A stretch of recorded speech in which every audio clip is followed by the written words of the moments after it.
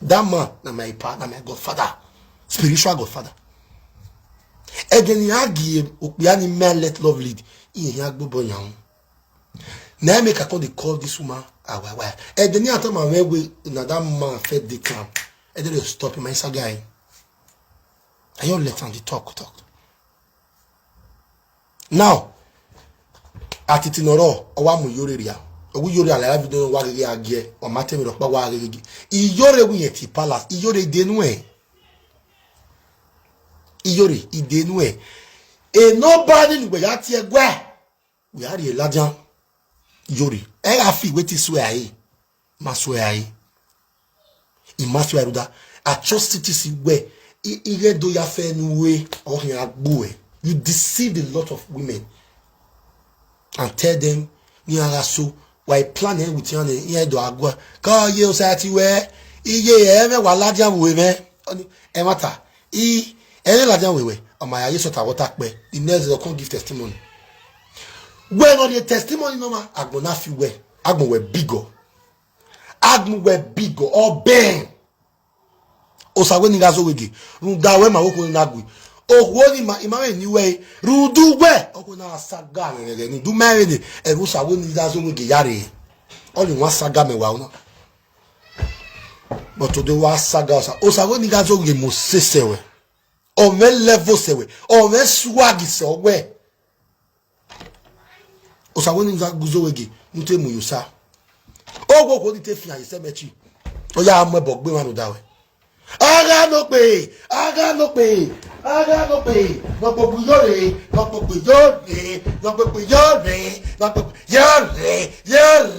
aga no pe genu ya pon won aga no pe egede o yere ya etute bi ehun go de o so gba won se bo bi u boss ayo yere oru e ko beto ga gwe donate o cemetery ya no ko ni my spirit o run dawe aga no pay a spirit our dead body Spanish dead body Spanish spirit Spanish cemetery aga no pay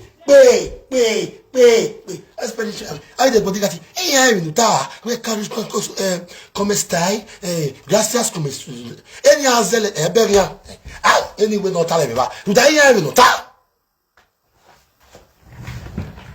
oh, you're not risking man, no, rest in peace. Run do where just to prove to say love you. You're ungrateful. Have you returned it? You're not mama. Have you returned it? Me na if that way marriage me when I begin go asimo o masa mo teko. E 500 euro no rie me. Ni be do pon me yi. O wa ya me vitama wewe. No ade. Already too good to my marriage. It's here where we found now decline. We may yet you waiting that day. Iwe marriage, man. That evening iwe marriage. He with a picture is a Facebook, man. What can view, eh? Nah, anyway. Where we be marriage with them. If you let the able with marriage, if you let the able with marriage, I posted in marriage new able. A marriage one last one or ya de back. A ritualist in the canal, your and I move back out. Marriage one last way. Every father woman, the yellow fever no, not how the motor can move. The marriage agreement, the marriage I mean no you no soon. Ah, Babola we no vigbo gbo koya me. Wa soon wagbon. Wa agbo we kin. Wa de dagwa. Amazo gugu she congratulations. Egwe imani kurita ya we. Sawese na we, wa kurita igwa. Igele go. Osemonyeme down illiterate they are not educated nyata gbemele yatiti agbon magwe eri omo so your mind e beki agbon magwa atiti is responsible for your predicament imasa me yuta atiti omo ho ni yagbeze do dey we know what it not die atiti na ya we we know we aso atiti ya we ni eyan atiti afi wetin we saga. A prophetess in Emeti me vision egbe. A prophetess agboni. Gomo zonia. Ami African stock pa ni lakia. Wan agbe wa. Iye kevi mai do sin wan we. Ye keviri adala wa o. Enogie uke yo wekere. Ye keviri adala wa o. Oma isi wanu. Fagbon la gba fagbe. Bama wa gbe na ladian ni ma we do na la wa kian gbe na ladian. Toga gbe o. Toga gbe o redo. Toga gbe o. O wa no support omos toga gbe o. Toga gbe o redo o. Toga gbe o. O wa no ri go no omos toga gbe o. Toga gbe o redo. Toga gbe o. Ikola no ri kolo omos ti aga gbe o. Iya gbe o redo ti aga gbe o.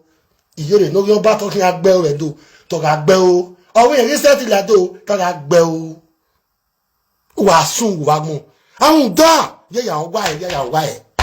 Beni me ye excuse. Ye ya wa e. Iyere no do ye 500 euro ya gwa le friendship me. No go an agbo e. Ye ko bete no ro. Ide no ni. Oh, when the precious make. No ye me precious make ya tebu. O. Ni wa yu pa gbo wa ya. Lare. Ko bete wa ga e. Aka. Whenever party there. For the whole 22 years that you have spent in Europe, Uwure too for, right? Okay, 20 years. I'm sorry. It's a slip of tongue. Eko bete, wanna share this video. A blogger wafia. Eko bete. If na me talk that to say anybody we go carry lady precious men for party again, or then my own money, I get that because maybe we lost your marriage name. Eko bete. When I go phenomenal we lost your party there. For your life, how can you be giving orders to people that are doing luxury parties? Go better. We're very lucky. What can we with marriage in it? Yeah, it was say you got a precious man. You ain't got time of you. But you see now, we're getting anything. We're after you at it. Where we party dama to where mama yatebu. No naga mama when mama yatebu. How dare you? Go better. How dare you nusungu? Osa weti achievement. Saba ne gume de usabe nuye. When I call Osa one of Belfast debtor, swagalicious debtor. Wale la video wa allow. Wale la video wa allow. We not dead did do ye. Years back. Watami precious Meggy. Man, I don't say the precious Meggy nage we shao. Man, I don't know why that woman don't want to saga you. I don't know because we're learning at the topic B. A lady precious man did not tap you for 4 days. We are the best when you precious man go and Enogie. Because we beg you go over there. Go out with saga video. Over there we talking there. Or the year topic you see without a fool. I wanna menu. You have me. The audacity of man women. The party of man the last party we saw. ABB so we marriage will give and go. The webo, baby so, oh, give a girl, baby so. Now, you the command person, no, ye mo enjo, a bitch of bike and also, a bitch of bike and American with marriage in the door. Now, Vitagwe, if you are doing this and you do a bitch of bike, I will move away. Anywhere, why I get here? Ah? That almost were wow, oh my be almost were better about Pika, not Zika away. There go almost were a Pika wa bolona, oh, yeah, yeah, the Bamoswo, he do tame a Pika, almost were when I ask him here. It did this scatter, it did Betty, it did not Zua. It did not yet by my way. Now my gang be this, not my gang be this, it did that money. That one grand picking go they say he get grandmother for you. Can marry take grandmother over Sabine and do cyber space again. Okay, oh. Wasalwa with Baba. Wagbon. Amazwo. Wala luwe de no do ago. No soon wagmo. Egwe. Go we again. Nyate Constance no ron agmofi. Constance. A video ya gbe ko bete we money. A video na ya gbeko bete Constance where money no sungu if not be una ne ko bete viebu wa de wala o ya vere o awa no hamo mai e fake account e kwewe mu we Constance where ya post video ne ko bete ya ha me A precious Maggie where he had a leg more table. If they pay me show, say I don't do my marriage before she make that kind of pronouncement or down. And you only live like a magmo. We are here with marriage. We are here with burial. With Gemini. And that burial of marriage, you want it to be luxury. And you are carrying me as an MC. We want to just make you well. Oh my well. I want to see something. Because if no man, oh my you. Come better. Then I'm with precious make ye at table. Eh? If you were my witness at table, they will laugh you away. Gweno wo dogu mama no rebe fast. E patokpa no yo when I is there. God. Iwa be video ni wa ya ten now. E party no yo mama no gwe the camera yi. Manzi gbe ni wa so wa wa ke abalize. Gwe dogu mama bo am we ya table. We na agwalo ma no de phone yi nu e. Ah, will give a order. Ah, from your rented apartment.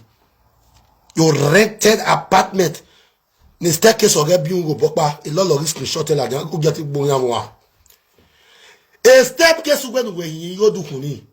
Nu ye ko e ko bebe we ya to restoto ni. Wa ya to restoto. Wa yin only ni na. A staircase now I will be back. We may lucky woman there is staircase in. Oh, why there is staircase in your what that wa? I come better. Don't tell me, ma. You know your staircase where I build papa. It was soon wagmo. Babola wag. Iyore wagi pega. Iyore wagi. Wa begging iyore na go ritagwa Enogie. Why are you left here? We wago mano support Kubete. A lovely no me you wa for years. No lie, we be lovely. I got Basanjo. What am I saying? We are telling Enogie, what's wrong? When they worry you. Enogie, when they worry you. Why bag? I got Basanjo is just 2003 year. I got Basha. A Basha I want to vani. A Basanjo. Before 1999. I got Basha. Love you. When I see people wey Constance they put for a page.